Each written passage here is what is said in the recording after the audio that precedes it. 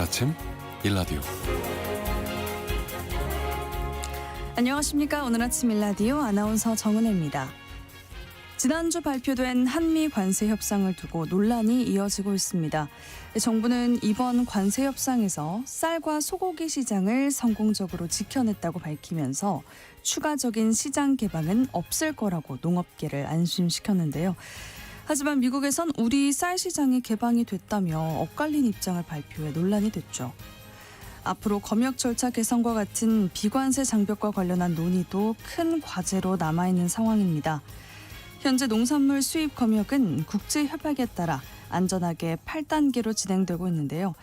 이 검역 과정이 간소화되거나 풀리면 미국산 사과 등의 수입으로 국내 과수농가들의 피해가 커질 수 있다고 해 과수농가들이 반발하고 있는 상황입니다. 이 때문에 식량 주권과 국민 건강권을 지키기 위한 정부의 책임 있는 협상 의지가 강조되고 있는데요. 한편으로는 우리 농업의 고령화와 비효율적인 문제가 국내 식품 물가 상승으로 이어지는 현실도 대응해야 하는 참 어렵고 복잡한 상황입니다. 아무리 힘들어도 우리 농업 경쟁력을 키우면서 국민 생활에 더 많은 이익을 가져올 최선의 결과를 만들어내야만 해야겠습니다. 8월 4일 월요일 오늘 아침 일라디오 출발합니다.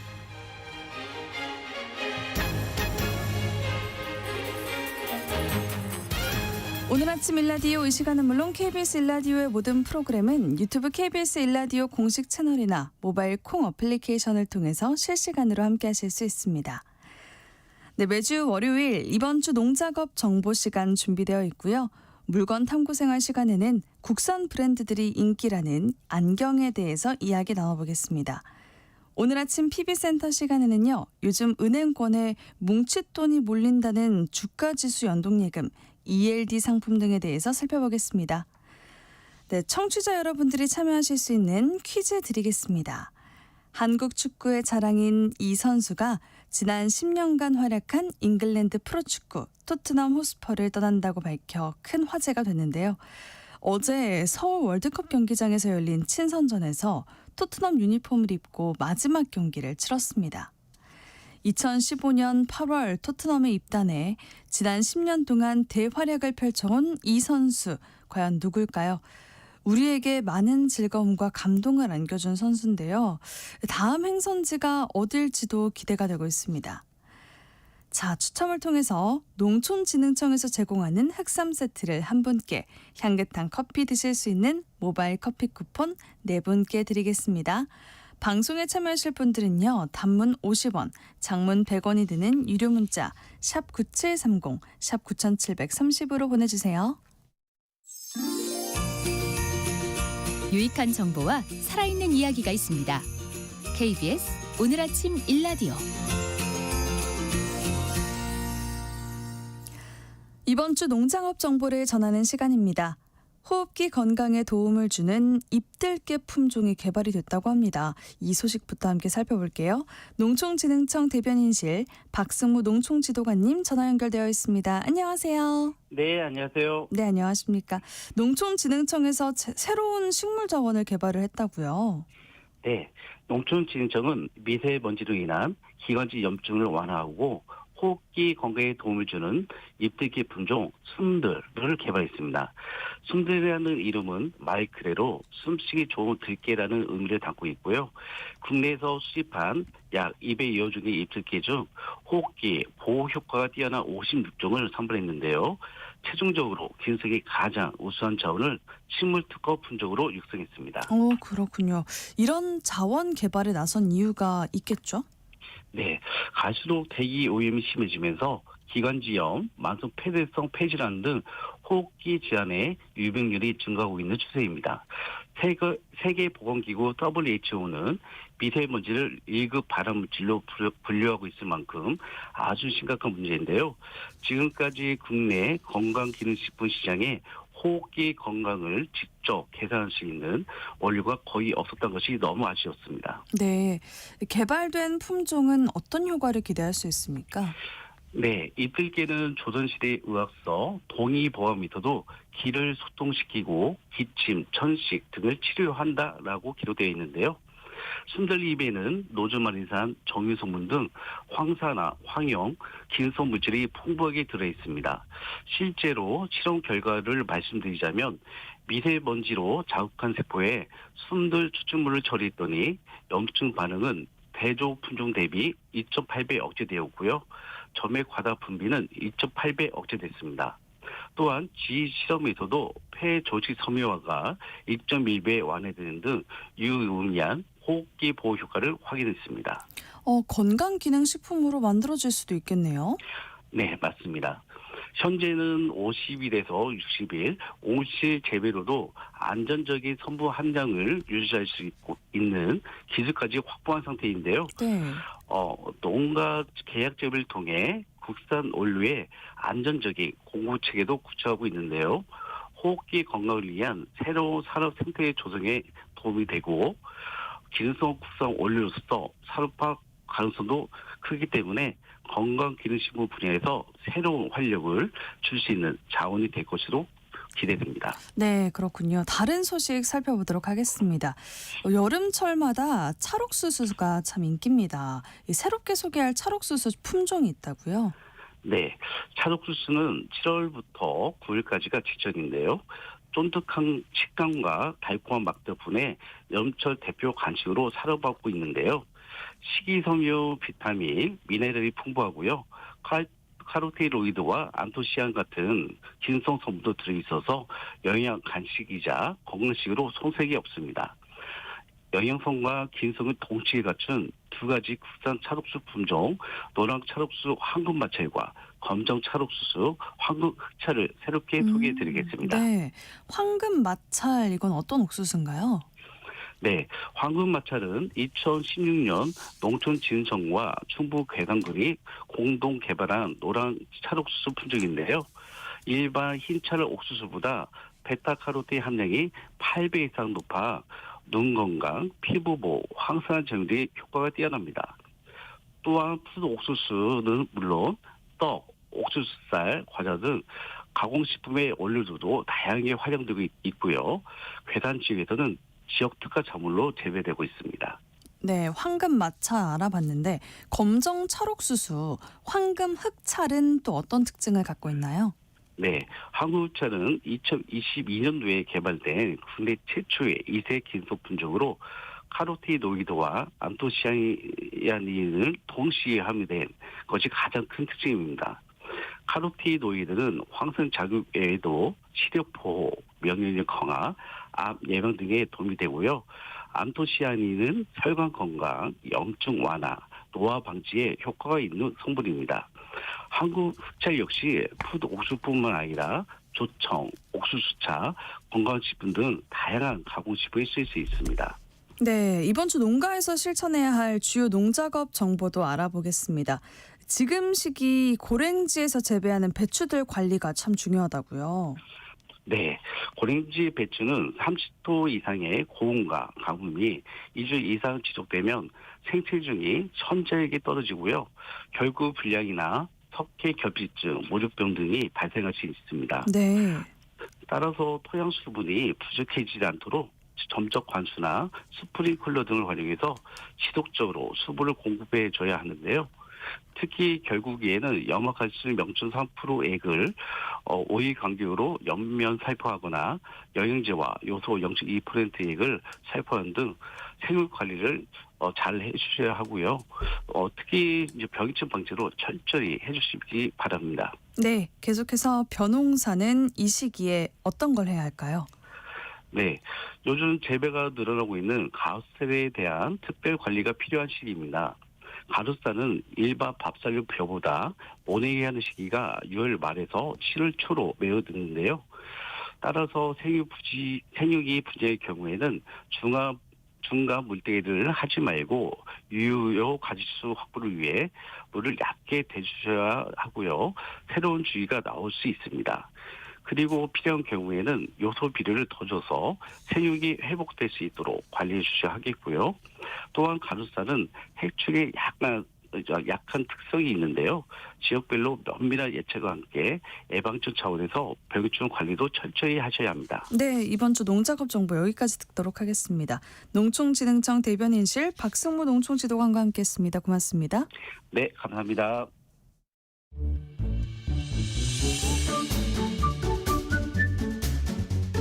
아침을 여는 기분 좋은 습관.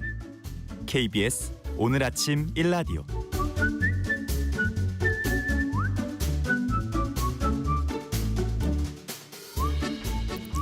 물건 속 이야기와 라이프 스타일, 그 사용 가치를 생각해보는 물건 탐구 생활 시간입니다.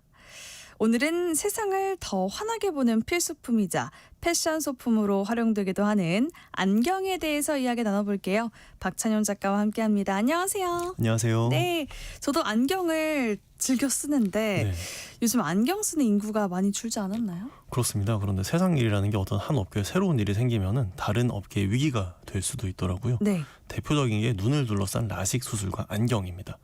지금부터 11년 전인 2014년 신문 기사를 보시면요, 고급 안경과 라식 수술의 비용 차이가 비슷해지면서 안경업계에 위기가 올 수 있다는 논지의 기사가 있었습니다.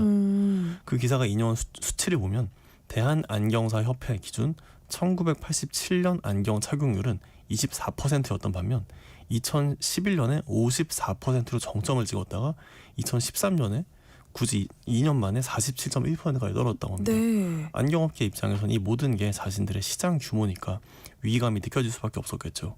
그런데 막상 라식 수술이 대중화될수록 안경사들의 예상과 벗어나는 일이 생겼습니다. 사람들이 다양한 이유로 안경을 계속 쓰기 시작한 겁니다. 그렇죠. 패션 소품으로 쓰기도 하는데 그런 이유가 또 많이 작용해서 그런 걸까요? 그렇습니다. 그걸 포함해서 세 가지 정도로 볼 수 있겠습니다. 일단 보안경입니다. 요즘 많은 분들이 컴퓨터 앞에서 작업을 하시죠. 네. 그래서 컴퓨터에서 나오는 전자파를 차단하기 위한 블루라이트 렌즈 등을 이제 끼워서 활용하는 보안경이 많아졌습니다. 맞아요. 예, 그리고 아나운서님 말씀처럼 패션 등등 개성 표현의 수단으로 안경을 사용하는 경우도 많아졌습니다. 일례로 가끔 렌즈가 없는 안경을 쓰시는 분들이 계세요. 예, 제 주변에도 안경테만 쓰고 렌즈는 아예 없는 분들이 저도 계세요. 지금 이거 렌즈가 없습니다. 네, 지금 알았습니다. 예. 아, 그랬어요? 예, 그러니까 말하자면 자기 얼굴에 놓는 일종의 약간 뭐랄까 장식품 같은 역할을 한다고 봐야겠죠. 네. 마지막으로 세간의 인식 변화 역시 안경을 많이 찾게 하는 역할을 했다고 봅니다. 몇 년 전만 해도 텔레비전에 나오시는 아나운서분들, 특히 여성 아나운서분들이 안경을 쓰는 게 금기는 아니었지만 사실 그런 모습을 보기가 쉽지는 않았습니다. 그렇죠. 하지만 2010년대 들어서 다양한 여성 아나운서들이 안경을 쓰고 방송에 출연하시기 시작하셨고요. 네. 오히려 그런 모습들이 더욱 전문적이고 당당한 모습을, 그런 느낌을 주시는데 일조했다고 생각합니다.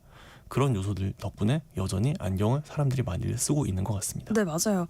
이렇게 다양한 이유로 안경을 쓰다 보니까 기능이나 또 디자인에 따라서 가격 차이가 좀 큰 것 같은데 네. 저렴한 안경 그리고 또 고가 안경, 이게 큰 차이가 뭔가요? 네, 안경에 재밌는 점이 있습니다. 가격 차이와 기능 차이가 거의 없는 물건 중 하나라는 점입니다. 네, 그럴 것 같아요. 예, 사실 아주 저렴한 안경을 착용하시든 아주 고가의 안경을 착용하시든 내가 눈에 얹힌다는 것과 렌즈로 시력이 교정된다라는 안경의 기능 자체는 차이가 없습니다. 그래서 저렴한 안경과 고가 안경의 차이는 한번 세 가지 정도로 정리해봤습니다. 네. 일단 브랜드가 있겠습니다.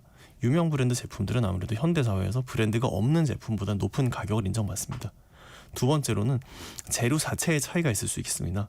예를 들어 가벼운 티타늄 소재는 스테인리스 스틸 안경보다 조금 더 비쌉니다. 흔히 말하는 뿔테 안경이라고 하는 아세테이트 안경 역시 어떤 플라스틱 필름을 쓰느냐에 따라서 조금씩 원가가 달라진다고 합니다. 네.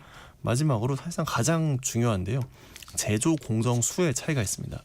예를 들어 가격이 저렴한 안경을 만들 때는 약 20가지 공정 정도만 거칠 수 있지만은 가격이 높아질수록 공정이 늘어납니다. 공정이 늘어날수록 미세한 부분을 다듬고 사람 얼굴에 닿는 곳을 더 편안하게 만들고 경첩 등등 안경에 들어가는 부자재 역시 조금 더 튼튼하고 내구성 좋은 것을 쓰게 됩니다. 그런 것들이 모여서 우리가 실제로 구매하는 안경 가격이 차이가 나죠. 그 외에도 온라인이냐 오프라인에서 구매하느냐, 유행일 지금이냐 지나가지 않느냐 등에 따라서 안경 가격이 상당히 편차가 많습니다. 패션 제품, 기능성 제품, 그리고 일정 부분 공예품, 공산품으로의 역할이 모두 같이 들어있기 때문이라고 생각합니다. 네. 그런데 요즘에 우리 국산 브랜드 안경이 정말 인기라면서요. 맞습니다. 안경 브랜드 평판 조사가 있는데요. 그 조사 결과에 따르면 몇 년 전과 달리 요즘에는 계속 몇 년 동안 한국 브랜드가 평판 순위 1위를 차지하고 있습니다. 네. 예. 여행 오시는 분들도 맞아요. 한국 브랜드들 찾아가서 구매하시더라고요. 그렇게 유명한 브랜드죠. 네. 2011년에 론칭한 다음에 파격적인 디자인과 다양한 협업, 이를테면 제니 씨 같은 유명 연예인들을 모델로 이제 모셔서 한국의 멋을 만들어낸 브랜드가 되었습니다. 실제로 그 브랜드는 한국에서 가장 잘하는 방식으로 아주 멋지게 성공했다고 생각하는데요. 그 방식이 무엇이냐면은 전환이 빨랐다는 점, 유명인들을 많이 모셨다는 점, 그리고 협업을 많이 했다는 점입니다. 이 브랜드는 유명한 연예인에게 제품을 제공하거나 유명 연예인과 협업을 많이 하고요. 그런 식으로 계속 눈에 띄는 새로운 제품을 만들어서 사람들의 눈에 계속 노출되었습니다. 그 결과 이 브랜드가 아주 훌륭하고 유명한 브랜드가 되었습니다. 네. 그리고 제조업상으로의 안경은 잘 될 경우에 판매 가격 대비 원가율이 높지 않은 편이라서 잘만 되면 수익률이 굉장히 높다고 해요. 수익률이 좋은 사업을 만들기 위해서 아주 좋은 전략을 썼다고 볼 수도 있겠습니다. 거기 더해 외부 요인도 중요했습니다. 이 브랜드가 유명해질 때쯤에 소위 말하는 K-팝이 국제적으로 인기를 끌었습니다. K-팝, K-드라마 등 K-문화 상품이 국제적으로 알려지고 그 장면의 주인공들이 이 브랜드 안경이나 선글라스를 착용하고 나오니까 이 브랜드도 더욱 유명해지고 회사도 더 커졌다고 볼 수 있겠습니다. 네. 안경뿐 아니라 2010년대 들어서 역동적인 문화 이미지를 잘 활용한 사례라고 볼 수 있겠습니다. 그렇군요. 그 브랜드뿐만이 아니라 그 소형 신생 브랜드들도 반응이 좋다고요. 네, 맞습니다. 앞서 말씀드린 브랜드는 유행을 잘 활용하면서 대형 브랜드가 되었습니다. 동시에 제가 생각하는 한국 안경 시장 흥미로운 부분은 하우스 브랜드라고 하는 해외의 고품질 소형 브랜드가 한국에서 많아지고 있다는 점입니다. 예전에는 한국에는 말하자면 가성비 브랜드가 많았습니다. 그런데 가성비 제품의 한계도 있습니다. 이런 건 시장을 이끌기가 힘듭니다. 시장을 이끄는 건 가성비가 아니라 남다른 비전이나 기존에 나온 적이 없었던 거거든요. 가성비라고 하는 건 사람들의 합리성이나 주머니 사정에 초점을 맞추는 것이지 기존에 없던 비전을 제시하거나 굉장히 우수한 걸 만드는 건 아니라고 볼 수도 있습니다. 네. 반면 요즘 나오는 안경들은 각자 나름 추구하는 좋은 안경, 고품질, 디자인을 타협하지 않는 많은 걸 선보입니다. 한국 시장도 성숙하고 있기 때문에 이런 식으로 조금 낯설어도 자기 색깔 있는 물건들을 찾는 손님들이 늘어나고 있습니다. 이렇게 시장이 성숙하면 자기네 물건도 성숙하게 되고요. 시장의 물건이 함께 성숙하면 이런 좋은 일이 생긴다고 볼 수 있겠습니다. 네. 안정수님께서 안경은 패션이고 의류입니다. 영어에서도 웨어러블이라고 하잖아요. 저도 남대문 안경상가를 매우 흥미로운 관광 상품이라고 생각이 됩니다라고 보내주셨네요. 네, 맞습니다. 남대문은 또 많은 가게가 모여 있어가지고요. 네. 또 좋은 안경을 저렴하게 많이 살 수 있는 곳을 알고 있습니다. 아, 그렇군요. 또 안경이 생산국에 따라서 가격이 달라진다라는 이미지가 있는데 한국 안경, 중국 안경, 또 일본이나 유럽 안경 같은 식으로 좀 가격이 달라진다라는 말이 있습니다. 안경의 품질이 이 특정 제조 국가에 따라서 달라지기도 하나요? 네, 그렇다고 볼 수도 있고 아니라고 볼 수도 있습니다. 일단 말씀처럼 안경 제조 품질은 국가를 뛰어넘어 상당히 상향 평준화됐습니다. 특히 중국 안경은 요즘 품질이 많이 전반적으로 올라갔기 때문에 단순히 중국 제품이라고 품질이 낮다고 보기는 어렵게 됐습니다. 세계적인 유명 브랜드 안경도 요즘 중국 생산을 많이 하거든요. 네. 중국 생산이 다른 나라보다 품질이 떨어진다고 보기 조금 어렵게 됐습니다. 하지만 일본, 유럽, 미국 같은 나라들은 조금씩 더 세부 공정을 많이 거칩니다. 안경을 만드는데 20가지 공정이 추가된다면 일본이나 유럽 같은 일부 공정에서는 더 많은 공정이 추가돼서 더 섬세하게 안경을 만듭니다. 섬세하게 안경을 만들면 더 내구성과 견고함이 올라가게 되고요. 그건 사람이 만져보면 알 수 있습니다. 거기서 오는 심리적인 만족감이 프리미엄 제품의 이미지가 됩니다. 한국도 대구를 중심으로 안경 공단이 있습니다. 한국 안경의 제조품도 되게 높다고 알려져 있는데요. 그래서 한국도 좋은 안경들이 많이 나올 수 있다고 생각합니다. 여기도 나이 드신 분들이 많아서 공단이 노후화된 추세긴 한데 요즘은 뜨는 젊은 분들이 다시 제조에 많이 뛰어준다고 합니다. 네. 안경 제조업은 제조업 중에서도 경공업에 해당되는데요. 저는 요즘 유명한 반도체 같은 첨단 설비도 중요하지만 네. 안경이나 의류 같은 경공업에서의 프리미엄 품질도 보통 사람의 삶에 중요한 역할을 미친다고 생각합니다. 이분들이 물건을 잘 만들고 그게 잘 인정받아야 이 업체들이 탄탄한 지역 업체가 되어서 지역 경제에 도움을 주거든요. 그래서 안경이나 여러 제품이 한국에서도 좋은 게 많이 만들어지길 바랍니다. 네. 끝으로 좋은 안경 조건에 대해서 정리를 해주신다고요? 네, 제가 안경 역시 제가 말씀드린 대부분 제품처럼 가격 대비 성능이 좋고요. 상당수 물건이 이미 품질면서 큰 문제가 없는 경우가 많습니다. 제가 말씀드리고 싶은 건 크게 두 가지입니다. 썼을 때 편안한 것, 오랫동안 쓸 수 있는 안경입니다. 썼을 때 편안한 안경은 자기 얼굴에 잘 맞는 걸 써보는 게 중요합니다. 조금 번거로워져도 한 번쯤은 오프라인 안경원에 나가보셔서 다양한 제품을 써보시고 무엇이 자기 얼굴에 맞는지 찾아보는 게 좋겠습니다. 네. 그리고 오래 쓸 수 있는 건 디자인이나 기본적인 내구성의 문제가 되겠죠. 굳이 말씀드리면 특정 디자인보다는 너무 크거나 작지 않은 안경을 자기 얼굴에 잘 맞춰서 착용하면 저는 그런 안경은 브랜드나 제조와 상관없이 오래 쓸 수 있다고 생각합니다. 몇 년 전에 큰 안경이 많이 유행했죠. 맞아요. 네, 어떤 안경을 쓰든 개인 자유지만은 표준 치수와 다른 안경을 쓰면 오래 쓰기도 힘들고 착용할 때 더 편하기도 합니다. 아울러 안경은 공산품이기 때문에 세세한 부분이 모두 얼굴에 맞지 않을 수 있습니다. 그래서 일선 안경원에 가시면 피팅이라고 하는 안경을 내 얼굴에 맞춰준 서비스를 해줍니다. 네. 안경사가 아니면 일반인이 하기는 조금 어렵습니다. 왜냐하면 조금 플라스틱 안경은 조금 열을 가해서 물렁물렁하게 하는데 조금 굽혀준 식으로 사람 얼굴에 맞춰주거든요. 그럼 가정에서 하기 힘들기 때문에 그런 건 아무래도 안경사에게 가보는 게 좋습니다. 그렇군요. 네네. 김동호님이 가성비 좋은 안경 추천할 수 있을까요?라고 해주셨네요. 네, 그 요즘에는 말씀드린 남대문 시장이나 특히 세일하는 안경에 요즘은 품질 좋은 게 많거든요. 네. 한번 잘 찾아보시면 좋을 것 같습니다. 네, 물건 탐구 생활 안경 이야기 재미있게 잘 들었습니다. 박찬용 작가님과 함께했습니다. 고맙습니다. 감사합니다.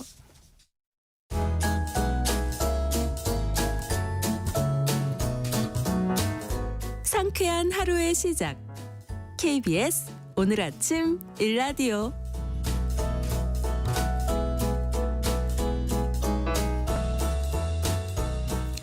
지난주에 주가가 4년 만에 최고치를 경신하더니 세법 개정안에 대한 실망으로 코스피가 4% 가까이 하락하는 혼란이 벌어졌습니다. 당분간 이런 시장 흐름이 불가피해 보이는데 이럴 때 오히려 장점을 발휘하는 상품도 있기가 마련이죠. 올 들어 주가 상승세가 커지면서 은행권에선 주가지수 연동예금 ELD에 상반기에만 5조 원이 넘는 뭉칫돈이 물렸다고 합니다. 2로 시작한 상품들이 많아서 사실 복잡하고 헷갈리기도 하는데요. 잠재적인 위험도 걱정이 됩니다. 오늘 아침 PB센터 시간에서 어떤 상품인지 함께 살펴보도록 하겠습니다. 하나은행 서울인터내셔널 PB센터 박진석 부장님 나오셨습니다. 안녕하세요. 네, 안녕하세요. 네. 오늘 살펴볼 주가지수 연동예금 ELD 이건 사실 너무 생소합니다. 이건 어떤 상품인가요? 네, 주가지수 연동예금은 ELD라고 하는데요. Equity Linked Deposit, 즉 주가하고 연결된 그러한 예금이다. 뭐 말은 하여튼 그건 쉽습니다. 그래서 가장 중요한 점은 단어 끝에 디파짓이라는 걸로 끝나는데요. 네. 은행 예금이기 때문에 원금 보장이 된다는 특징이 있고요. 주식시장이 아무리 흔들려도 투자 원금은 안전하게 지켜집니다. 주가 지수가 오르면 그 상승폭에 비례해서 이자를 더 많이 받을 수 있고 설령 주가 지수가 떨어지더라도 약정한 최소한의 이자만 받거나 원금을 그대로 돌려받을 수 있어서 안정성을 추구하는 투자자들에게 큰 인기를 얻고 있습니다. 최근 주식시장이 좋았잖아요. 근데 뭐 지난주 금요일 좀 떨어졌지만 상승 흐름에 편승하고 싶지만 직접 투자하기에는 좀 부담스러운 그런 분들이 많이 찾고 계십니다. 네. ELD는 크게 디지털형과 하이파이브형 등으로 나뉘는데 디지털형은 기초자산이 만기 시 정해진 조건을 충족하면 약속된 수익을 지급하지만 그렇지 않으면 그냥 원금만 돌려주는 그런 구조입니다. 시험에서 90점 넘으면 장학금 받고 아니면 장학금 못 받고 이렇게 나눠지는 거고요. 네. 반면에 하이파이브형은 6개월마다 평가를 해서 일정한 조건이 충족되면 조기 상환과 함께 약속된 수익을 받을 수 있으며 총 5번의 기회가 주어지기 때문에 제비 5마리 중 1마리만 잡아도 상금을 받는 뭐 그런 개념으로 이해하시면 됩니다. 그 외에 조건이 조금씩 완화되는 스텝다운 형식도 있고 좀 복잡하지만 ELD의 경우에는 원금이 보장된다는 점이 가장 큰 특징이다 이렇게 말씀드립니다. 그렇군요. 네.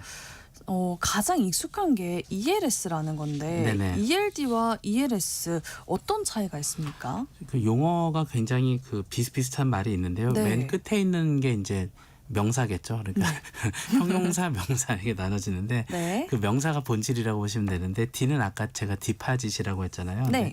S는 시큐리티즈, 증권이에요. 즉 ELS는 Equity Linked Securities라고 해서 증권사에서 주로 발행을 하고 조건을 충족하면 이익을 많이 주지만 충족하지 못하는 경우에는 손실이 발생할 수 있는 그런 위험이 따릅니다. 네. 그래서 이 주가 지수가 일정 수준 이하로 떨어지면 원금의 일부 또는 최대한 전부까지도 손실이 날 수 있는 상품이죠.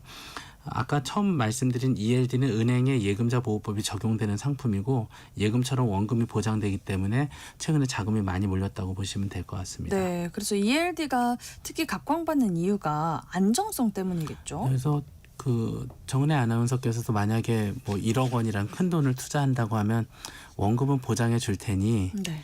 혹시 6개월 뒤에 원금만 받으시던지 아니면 주가가 올라갔을 때 원금과 정기예금보다 한 2배 정도 되는 이자를 드리겠습니다라고 하면 선택이 좀 쉬울 것 같아요. 맞아요. 네, 왜냐하면 맞아요. 이제 내가 표면적으로 피부적으로 느끼는 손실은 없는 것처럼 보이잖아요. 네. 기회비용은 있지만 그래서 ELD가 많이 판매가 된 거고요. 그래서 이제 각광을 받았다 이렇게 보시면 됩니다. 뭐 지난주 금요일에 뭐 주식시장이 큰 하락을 보였지만 이럴 때도 ELD 가입하신 고객분들은 좀 편안한 그러한 마음이 있었다 이렇게 보시면 될 것 같습니다. 네. 또 구체적으로 그 ELD가 어떻게 수익을 창출하고 어떤 성과가 있는지 궁금하네요. 네, ELD는 이제 상품 구조가 좀 복잡한데 아주 쉽게 표현하면 아까 제가 정은혜 아나운서께서 뭐 1억 원을 투자하실 때 제가 이제 은행에서 자금을 받은 다음에 6개월짜리 확정금리형 상품을 묶어놔요. 그러면 이자가 예컨대 한 30만 원, 뭐 300만 원 발생한다고 치면 네. 그 300만 원으로 주식시장이 상승했을 때 발생하는 콜옵션 같은 거를 사게 됩니다. 근데 만약에 상승하지 못하면 콜옵션은 그냥 비용으로 없어지니까 원금 1억 원은 그대로 보장이 되는 거죠. 그러니까 보장이 되니까요. 네. 그렇죠. 그래서 아주 더 좀 캐주얼하게 설명을 드리면 1억 원을 받은 다음에 이자에 해당하는 부분으로 예컨대 복권을 다 사는 거예요. 근데 복권에 대한 손실은 그냥 복권 가격밖에는 손실이 없는 거잖아요. 네네네. 그렇게 이해하시면 됩니다. 대신에 복권이 당첨이 되면 1억 원과 이자를 많이 받을 수 있는 그런 원리라고 보시면 됩니다. 근데 이건 이제 좀 금융회사에서 말하는 뭐 공식적인 설명은 아닌데 가장 이해가 좀 쉬운 설명이라고 보시면 됩니다. 그래서 올해 같은 경우는 1월부터 주가가 좀 많이 올랐거든요. 그래서 네. ELD에 투자하신 분들 중에는 뭐 적게는 정기예금보다 많은 한 4% 정도, 많게는 연으로 6% 정도. 그러니까 아주 드라마틱한 이익을 보진 않지만 그래도 정기예금보다는 좋은 성과를 얻었다. 지난 상반기에는 그렇게 설명드리겠습니다. 그렇군요. 은행들이 신상품 출시나 또 재판매에 적극적이었다고 하던데 네. 어느 은행에서 가입을 해도 비슷하다라고 보면 될까요? 네, 이런 상품들은 뭐 특허가 있는 건 아니기 때문에 비슷한 이제 구조로 만들 수가 있고요. 네. 그다음에 모든 은행의 상품이 완전히 같다고 보진 않지만 조금 구조가 다르다면 주가 지수라든지 수익률 구조, 만기 기간 그리고 최대 수익률을 캡이라고 하는데 그런 거에 차이가 있습니다. 그리고 기초 자산이라고 해서 비교하는 그 기초 자산이 코스피 200이나 삼성전자 같이 우리가 흔히 알 수 있는 그러한 지수다 이렇게 말씀드리겠습니다. 그래서 조금은 다르지만 대체적으로는 유사하다 이렇게 말씀드리겠습니다. 네. 은행마다 그러면 성과를 확인해 볼 필요가 있겠네요. 네, 그리고 구조가 조금씩은 다릅니다. 예. 그러면 그 ELB라는 게 또 있더라고요. 네.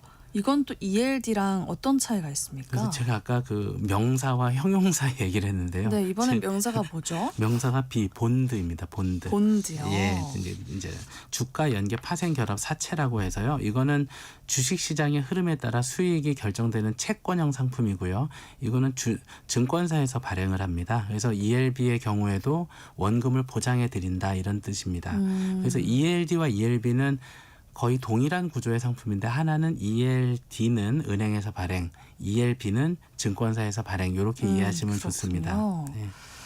이게 약간 차이가 있는 아주 비슷한 성격인 것 같습니다. 네. 각각 어떤 투자자에게 적합하고 또 기대 수익은 어느 정도 될까요? 네, ELD와 ELB는 기본적으로 원금 손실을 극도로 싫어하는 안정지향적인 투자자에게 적합합니다. 특히 은행 예금 이상의 수익을 원하지만 주식시장의 변동성에 직접 노출되는 것은 부담스러운 분들에게 좋은 선택지입니다. ELD는 예금자 보호가 되는 은행 상품인 만큼 최고의 안정성을 추구하는 분들에게 적합하고요. 기대 수익률은 일반 예금보다는 높지만 주식시장의 고수익 상품보다는 당연히 낮습니다. 대략 2에서 한 3에서 5% 정도의 수익을 기대할 수가 있고요. 네. ELB는 증권사에서 발행하는 채권이지만 원금 보장형이기 때문에 ELD와 유사한 안정성을 제공합니다. 다만 발행 주체가 증권사라는 점에서 은행 예금과는 법적인 성격이 조금 다르고요. 기대 수익률은 ELD와 마찬가지로 시장 상황에 따라 달라지지만 일반 채권보다는 높은 수준을 기대할 수 있습니다. 두 상품 모두 시장 상황이 좋지 않더라도 원금 보장받을 수 있어 심리적으로 안정감을 주면서 상승 흐름을 놓치지 않으면서도 이익을 확보하려는 그런 분들에게 매력적인 상품입니다. ELS 손실 사태와 같은 일 혹시 걱정하지 않아도 될까요? 예, 일단 ELS 손실 사태와 같은 대규모 원금 손실은 ELD와 ELB에서는 걱정하지 않으셔도 되고요. 두 상품 모두 원금 보장형이기 때문에 투자하신 원금은 안전하게 지킬 수 있습니다. 그런데 이제 아무런 고려를 하지 않아도 되는 건 아니에요. 일단 발행하는 은행과 발행하는 증권사가 혹시 부도가 나게 되면 네네. 못 받게 되겠죠. 근데 우리나라의 경우에는 이제 금융감독 당국이라든지 자체 리스크 관리를 하기 때문에 크게 염려는 안 하셔도 되는데 저희가 그 계약서나 약정서를 받을 때는 이것조차도 원금 손실이 가능합니다라고 좀 쓰게 되어 있기는 합니다. 그렇군요. 네, 가능성은 있고. 근데 이런 상품에 이제 약점 내지는 단점이 있긴 있습니다. 첫째는 낮은 유동성입니다. 만기 이전에 해지하면 약정된 이자를 받지 못하거나 중도 해지 수수료가 붙는 경우가 있어서 중간에 내가 뭐 집을 산다든지 이런 이제 예정이 있다면 ELD 같은 상품은 적합하지 않다 이렇게 말씀드립니다. 네. 그리고 수익률 상한 캡이 있어서요. 아까 말씀드린 대로 뭐 아무리 주가가 오르더라도 나의 수익률은 5.5나 6%에 묶이게 되거든요. 그러면 조금 실망스러운 그런 느낌이 있을 수 있죠. 왜냐하면 주가 연계인데 내 수익은 상한선이 정해져 있다 이렇게 보니까요. 그리고 아까 말씀드린 발행사의 신용 위험인데 이것을 완전히 없다라고 볼 수는 없지만 그래도 크게 염려할 만한 부분은 아니다 이렇게 설명드리겠습니다. 네, 그렇군요. 상품의 그런 특성을 잘 알고 하셔야 될 것 같습니다. 네. 또 파킹형 ETF라는 것도 등장하던데 네네. 이거는 또 뭐예요? E로 시작하는 게 굉장히 많네요.